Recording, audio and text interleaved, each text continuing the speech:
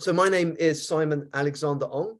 My background is I used to work in the financial services sector. I graduated in the middle of 2007, and I decided to embark in a career in the world of banking. But timing was a little off. This was a year before the global financial crisis of 2008. And the first company that I joined, just to make things a little more interesting, was Lehman Brothers, which collapsed into administration 14 months after I joined as a graduate.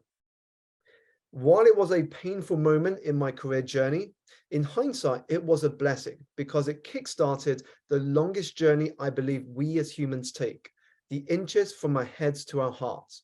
Never an easy journey, but the most important and fulfilling that you will ever embark on. And that led me to what I now get to do today, which is to coach those in leadership positions, everyone from corporate executives to entrepreneurs, to celebrities, TV presenters, and creatives, speak on some of the biggest stages across the planet from companies like Google, Meta, Adobe, EY, and broader conferences. And more recently, in 2020, as the world went into lockdown, I got a book deal with Penguin, the world's biggest publishing house, to share my journey and my thoughts through my book Energize, which was published last year in April 2022, and got endorsement from the likes of New York Times bestselling authors Simon Sinek, Marie Forleo, and Dr. Marshall Goldsmith. And in today's session, I want to talk about the importance of storytelling in growing your business. But let's begin with focusing on a TED conference in 2012. In 2012, the civil rights attorney, Bryan Stevenson, took to the TED stage. His title of the talk read, "We need to talk about an injustice." As he took to the stage, he had no props, no slides, just him and the audience, and 18 minutes to share his stories, of which he had 3. The first was about his grandmother. The second was about Rosa Parks, and the third was about a janitor that he met in the courtroom. At the end of those 18 minutes, the audience rose and gave Bryan Stevenson the longest standing ovation in TED history. And within 24 hours, the audience came together to contribute over $1 million towards his nonprofit. Now, for the math brains amongst us, that works out to be over $55,000 per minute that he spoke for. Not a bad return on investment, I'm sure you would agree with me. However, the lesson that we can take from this experience is that when you are able to share something that not only touches people's minds, but also their hearts, that is when you are able to invite them to become part of your story and your journey. When Warren Buffett was asked, what is the most important business skill that you can develop? He said one word: communication. In fact, during one video interview, he pointed to the wall in his office and he said, look, there is only one certificate hanging up on that wall. And that is the one that I received when taking the Dale Carnegie Institute course for public speaking. Because he said, you might have a great product, a great idea, or a great service. But if you cannot communicate it to either your team or external stakeholders or the public, then guess what? It does not matter. You will end up just having a hobby. But if you have the power to communicate your story, why what you have is valuable to others, then you have a market for what you are able to offer. Now, in this session, I want to break down storytelling to grow your business into 3 areas. And I call them the 3 Ps. The first P is pitch. The second P is packaging. And the third P is partnerships. Now let's begin with pitch. When you go to a networking event, chances are that one of the first questions you will get asked is, what do you do? What do you do? Now, how would you respond? Typically, we would respond by giving a title. I am an entrepreneur, I am a CEO, I am a chef. That is how we typically respond when we get asked, what do you do? We respond with a title. But imagine if instead of responding with a title, you were able to respond through the art of a story. Because when you are able to respond in that sort of way, what happens is that you draw people into your world.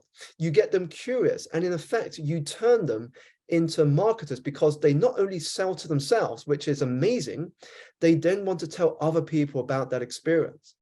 And I first came across the power of a pitch when I was speaking on stages in America. I came across this guy in the back room in which all the other speakers were hanging out in. And I remember walking up to him and I said to him, "What do you do? What do you do?" That question that we ask nearly everybody the first time that we meet them. And he said to me, he came close to me and he said, "Simon, I have been saving the world from boredom since before you were born." And that got me in. That got me, I wanted to say, "Tell me more. How do you do that?" It got me intrigued and curious. Now, we can also take that into the world of business. I remember this story about how a business changed the way it told people what they did. And guess what?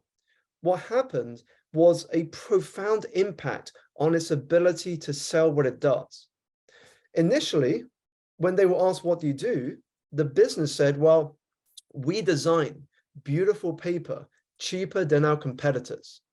Not really a pitch or a story that entices you to want to know more.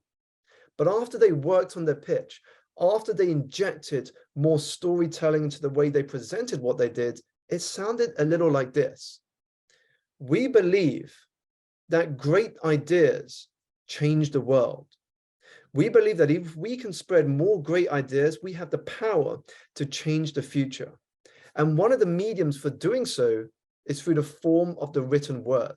And this is where we come in. We design beautiful paper for big ideas. Are you interested in hearing more?" Now, a great analogy to keep in mind as I share with you the importance of a powerful pitch is that of a trailer. When you go to a cinema, before the main feature film comes on, you will see a series of trailers.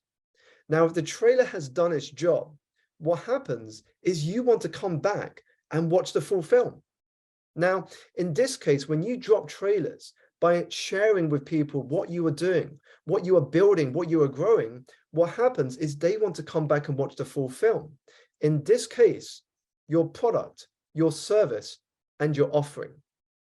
So how can you start to inject storytelling into the way that you pitch to others what you do and how you do it? Because what storytelling has is the ability to create an emotional connection with your audience. And remember, because we are human, every purchasing decision we make is driven by emotion. We don't buy it because it's necessary. We buy it because we think something's cool, or we think by connecting with it, we're going to have more value in our life. But how can you leverage the fact that we buy on emotion? Storytelling is the answer. The second point, the second P, is packaging. Now, in the world of marketing, they call this UTP. UTP stands for unique talking points. When you can package what you do with unique talking points, what happens is that you turn your customers and your audience into your marketers. And this can happen from something as simple as giving a presentation to the way that you do something or reach out to your audience. Now, if you've ever seen the Bill Gates TED Talk where he shares the work that the Bill and Melinda Gates Foundation are doing to combat malaria, you might remember what happens midway through his presentation. Halfway through his presentation, he turns to a lectern on the side of the stage in which there is a glass jar and a black cloth covering it. He takes the black cloth off this glass jar, and you know what is inside this jar? A swarm of mosquitoes. He turns the jar upside down. The swarm of mosquitoes goes into the audience. Now, if you weren't listening, you sure as hell were now. People were on the edge of their seats. They were looking around, making sure that they would not get bitten by one of those mosquitoes in the air. Before Bill assured them, "Don't worry, none of these mosquitoes carry malaria, but what I wanted to do was to give you the experience of what it is like to not know whether the next bite you get could contain malaria." That was the way he packaged his talk, which became the most talked about presentation in that conference. Again, unique talking points. How can you package what you do with unique talking points so people can't help but want to talk about what you do, the experience that you provide? Another great example was a friend of mine who ran a nightclub business in West London. It was a very competitive industry, and he had a small nightclub underneath a hotel. The ceiling was low and it wasn't particularly big. But what he did when it came to packaging and thinking about unique talking points that allowed people to share stories of their experience is that he put train tracks on the ceiling of the club, from the bar all the way to the tables that were being booked by groups. And when they ordered shots and drinks from the bar, they would put those drinks on top of that toy train, light the train on fire, and that train would go to a particular table. Because the theme of the club was Mexican, what happened is the staff came as Day of the Dead characters, and they presented the drinks to that table. Can you imagine what people in that club were doing all the while that train was going towards that table? Phones, photos, videos were being recorded and shared across social media. In effect, the way that it was packaged created a unique talking point that people couldn't help but want to share with others. The third P, before we move to questions, and I'm just checking some questions here. Esther Light saying, is it just a speak on video? Just checking. Yep, it is just me speaking to you. So the third P is partnerships. Now, if we want to scale awareness about what we do as a business, it is important to think about partnerships. If you look at the music industry, they do that so well. When a particular artist gets to a point of saturation within their demographic, they partner with another artist, they collaborate, and they open their audience to an even bigger demographic. It's the same in the world of business. You may have seen Primark doing a collaboration with Greggs and creating a new line of fashion based on that partnership. Even when I launched my book last year, I thought, well, how can I use storytelling as a way to not only build awareness of the fact I have a book out, but also get people interested in my work? I didn't want people to just walk into a Waterstones bookshop or onto Amazon and order a copy of the book, but I wanted to involve people in the story of my book coming out to market. And so here is an insight to some of the partnerships that I did, and hopefully this will spark some ideas in your head. One of the partnerships I did was with the Connaught Hotel in London. What happened is the bar at the Connaught Hotel created an energized cocktail inspired by my book, so that for 1 month after publication, if you ordered the energized cocktail at this bar, it would be presented on a copy of my book. Again, imagine people taking photos and videos of that experience. We also recorded the cocktail being made so that we could share that onto social media, and that opened my audience up to a completely new industry. I had people from the hospitality world starting to follow what I was doing and got invitations to speak at various hospitality groups. A couple of months after the book went live, we put together one of the world's first book launches in the metaverse. Again, this touched on a lot of the things I shared: a unique talking point, a story, a pitch that got people interested, but more importantly, it was a result of a partnership with someone I knew investing in a metaverse educational platform. And later this year, I'm going to be partnering with a chef to put together a tasting course menu inspired by my book. So those 3 Ps are very powerful ways to leverage storytelling to grow our business. Again, to summarize, before I open up to questions, because I can imagine, and I hope you have some questions based on what I've shared, is number 1 is pitch. How are you sharing with people through the art of story what you do and how you do it in a way that is akin to a trailer that excites and energizes people and gets them curious and interested about what you do and your product, your service, or your idea? The second, packaging. How are you packaging what you do in a way that is filled with unique talking points so that people cannot help but want to talk and share their experience of it? And the third P is partnerships. Who could you partner with to help not only scale your audience, but raise awareness about the work that you do because partnerships ultimately tap into a concept that we humans love, and that is of novelty. Humans love novelty. When you do something in a unique and novel way, what happens is that you start to get attention from people around you, your target market, your demographic, your audience and customers. We live in an age in which attention spans are getting shorter and shorter and shorter. So our challenge as business owners is to be able to engage with people, to be able to grab their attention and say, hey, check this product or service out. This can bring value into your life. You are bringing them into a story in which you are positioning yourself as the guide to them becoming the hero of their own story.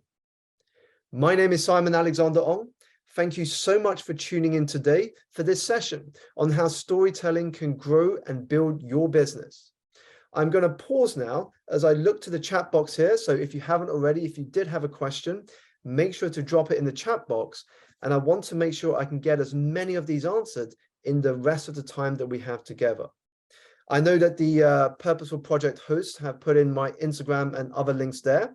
But if you did want to ask a question after this session, or if you are watching this on the replay, then feel free to reach out either on LinkedIn or Instagram. Those are the two that I use most often. Instagram, my handle is @SimonAlexanderO.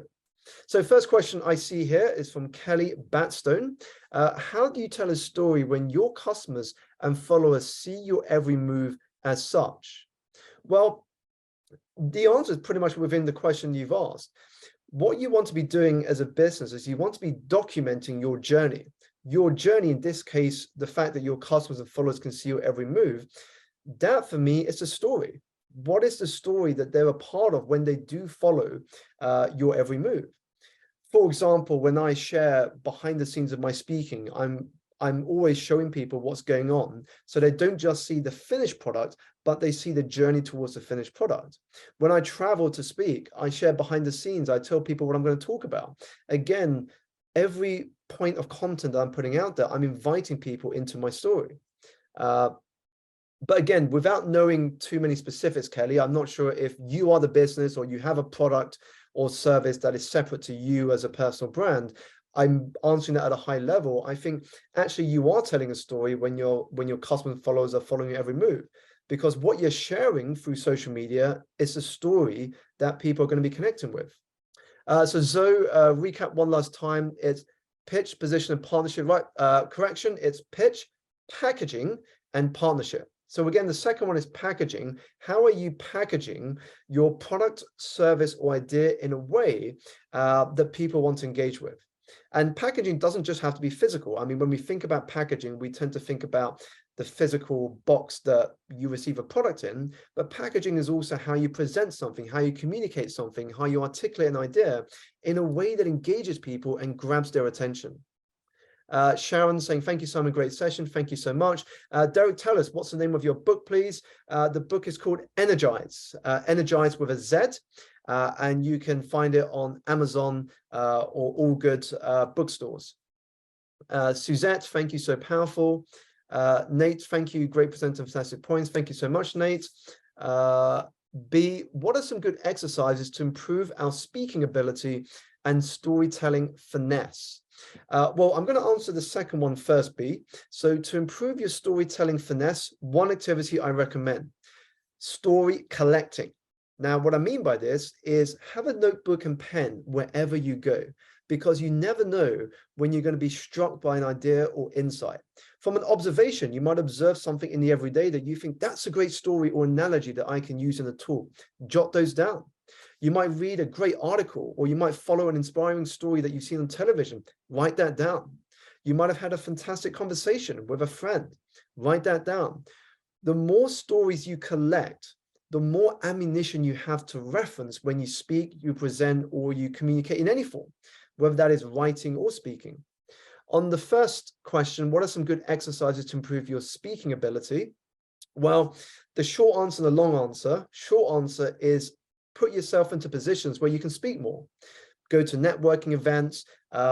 When you are finding events online, make sure you put yourself forward as a speaker.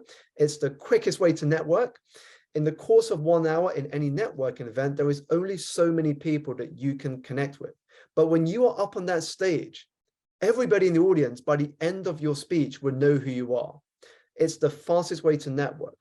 The longer answer on how to improve your speaking ability is, again, to understand the importance of emotion. How do you want your audience to feel when you walk off that stage? And 2 quick tips, because this is a whole webinar in itself, but 2 very quick tips for you be, make sure you begin your talk using a James Bond opening. What I mean by James Bond opening is a James Bond film never starts at the beginning. It drops you in the action, has the theme tune, and then it picks up where it left off. Do that when you present to an audience. Drop them in the action, take them forward, and then recap by creating the agenda and the structure for the rest of the talk. And the second point, finish with a crescendo. Towards the end, remember Maya Angelou's quote, people may not remember who you are, what you did, but they will always remember how you made them feel. Finish with a question, a statement, or a story that will get them thinking. So Kevin Cook says, is your business bring several benefits to people? How do you choose which to focus on in your story? And if you have different target customers, for example, adults and children, would you suggest having a different story for each? So quick answer to that, Kevin, is you want to tap into a story that would cover the main segment of your customers to prevent you from telling so many different stories. So to give an example, Kevin, I work with corporate executives, entrepreneurs. I do speaking, I do coaching, I do consulting, I do writing. So lots of different things. But if someone were to ask me what I do, then I would begin with an umbrella story. I would say something like this. Everything I do is built to show people what is truly possible when they see their world from a different perspective. I do this because I'm inspired to help people live a different story, to write a story that they can be proud of and to have an impact in the world, because legacy is what brings meaning to our life. Now, of course, with that story, I covered all of the different things I could do. They might then ask me, well, how do you do that? And that's where I can then go into more specifics, Kevin. So God's Way saying, hi, Simon, how does one build confidence in telling stories to a wider audience? Oftentimes, I shy from sharing little progress about my after-school program in Ghana. Well, God's Way, first of all, when we think about sharing stories with an audience, we have to understand that we all have value. We all have value. Every human being has lessons to share and stories to tell. So that means you also have value God's way as well. But here's the thing we have to overcome. There are always 2 sales that occur. The second is selling you to others, and the first is selling you to you. Until you can sell you to you, the second will always remain a challenge. So the first step I would share with you, God's Way, is this. Start trusting and believing that you have value to offer, and then focus on what you're passionate about. Because when you're passionate about something and you can have the opportunity to share that with an audience, people will feel that energy. People will feel that energy because you're coming from your heart. Okay, so Kelly said, I make cosmetics and sell them all myself. Thank you. I'm just going to quickly speed down here. Casper saying, hey, just by watching you, I came up with an idea. Amazing. Well, Casper's, make sure you jot that idea down, because otherwise you're going to quickly forget it. Giselle saying, I'm trying to understand packaging. What are the components of good packaging? Well, Giselle, again, I don't have enough time to go into, but what I would say is if you want to understand better packaging, Google Love Marks by Saatchi and Saatchi. So Love Marks by Saatchi and Saatchi. Saatchi is spelled S-A-A-T-C-H-I. So Saatchi and Saatchi is a global advertising company. And there was a guy there that came up with the idea of love marks. So when you're thinking about packaging, how can you incorporate elements of love marks so that the experience people have with your brand, your product or service is so intense that they become a raving fan? Think about the mobile phone market for a second. You have people who are diehard Samsung users and people who are diehard Apple users. Now, even if Apple messes up on an app or application on their phone, people are not going to go and have an affair with Samsung. They will stick with their loyalty to Apple. And this is what we call love marks. we create packaging in a way that people don't know how to explain it, but they become a raving fan of an idea, a product, or a service. So Giselle, I would recommend you go and have a look at love marks. I'm going to answer maybe one more question here. And again, if you do have other questions, do feel free to contact me after we finish here. So I'm going to take this last question from Sharon. Hi, Simon. Are there any key hooks to include in the pitch, would you say? So here's the thing with a pitch. You have what I call your standard pitch. And with a standard pitch, it's built around storytelling, and it's built around themes that we can all connect with. Now, of course, depending on who you present your pitch to, we can tailor it. So for example, if I am pitching my business to a panel of investors, and through my research, I understand that one or two of the individuals on that panel are animal lovers. Now, what I'm going to do is I'm going to tailor my pitch a little bit to just include elements that are catered for animal lovers, purely because I know that a couple of the investors on this panel are animal lovers. So it feels like I'm speaking directly to them. So if I know one or two people on that panel are animal lovers, I might say, and if you love your animals, you are going to really enjoy the way that we are going to expand our product range into these new markets. Now I'm connecting with them at a human level. I'm connecting with them emotionally, because now I'm speaking their language. I'm speaking their language because I'm speaking something that is important to them. So Sharon, thank you so much for your question there. I know we've had a couple more, but apologies. Given the time, we do have to wrap up. But again, as I said, I do want to make sure I answer your questions. So please do drop me an email on my website, simonalexanderong.com. Or drop me a message on LinkedIn. You can just search Simon Alexander Ong. Make sure to click people when you search for me on LinkedIn, or on my Instagram handle @Simon Alexander O.